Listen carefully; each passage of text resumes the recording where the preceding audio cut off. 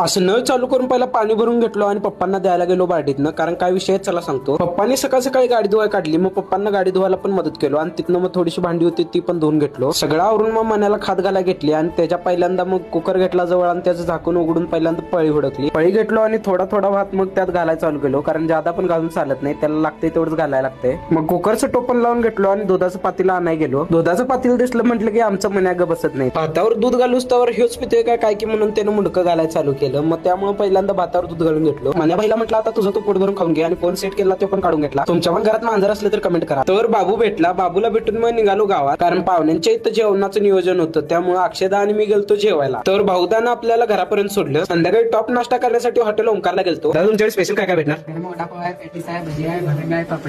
चव पण एकदम क्वालिटी लागली. म्हटलं थोडंफार घरला पण घेऊन जाऊ. यांचा पत्ता मल्लिकार्जुन मंदिरासमोर मलिग्रे हॉटेल ओंकार.